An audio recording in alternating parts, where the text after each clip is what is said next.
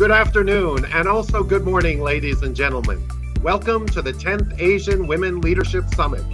Defining resilience. As you talk to your people about this idea, the goal, the purpose is flow. You want to be able to wake up and look forward to your day.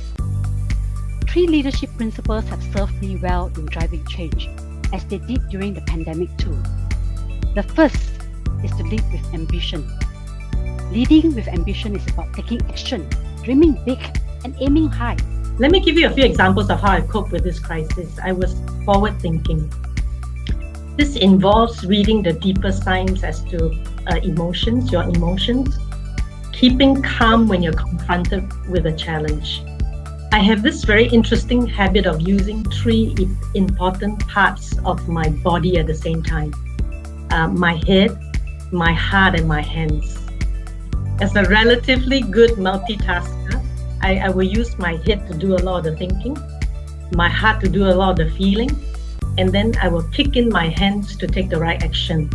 Example, we actually roll out a program, what we call as HP Spirit, last year at the middle of the pandemic, where we actually provide innovation solutions to of various kinds to all our employees, where they could, for example, use in-house doctors, virtual in-house doctors.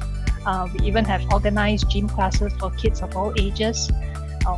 We also provide what we call home teachers to help with homework, what we call homework clubs. This is to really alleviate some of the stress of working parents who are trying to balance meeting the commitment at work, at the same time keeping their children engaged. So worry is that it's going to take over 130 years to close the gender gap. So that I'm sure none of us is willing to wait a century for this situation to rectify itself. 5% of employed women have lost their jobs as compared to a lesser number of employed men. Organizations really should reflect the communities and populations they serve. Full stop. This is why decision makers must examine the composition of their organizations and ensure that they are actively allowing for marginalized voices to be heard. The concept of inclusive leadership and making people welcome and making diverse opinions, thoughts, etc. heard has been around for many times. A really good sort of 6 traits that were resonated with me was Harvard Business Review back in 2019. They identified 6 traits through their research of an inclusive leader. They were visible commitment, humility, awareness of bias, curiosity about others. There's only about, say, 60% of companies that have some sort of program. And of course, we can also talk about how effective they are, but just the sheer baseline of having one versus, when you look at the global average. So even a simple step like that could make such a difference. I think, first of all, show strong solidarity and flexibility to all personal needs for every employee. I think that's the best every leader could have done during this period, showing understanding, also showing vulnerability ourselves, demonstrating we are also, as the leaders, we are also struggling, we are also with challenges within our work-life balance. I think D&I is, there are several aspects of diversity.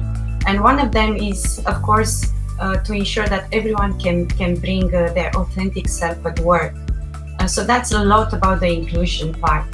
And I think the pandemic impacted this inclusion part of the D&I, this inclusion dimension. A much more frank and vulnerable discussion about what everyone's lived experiences were and how could we tailor specific events so that we address not just the diversity, not just the inclusion, but really the sense of feeling and belonging.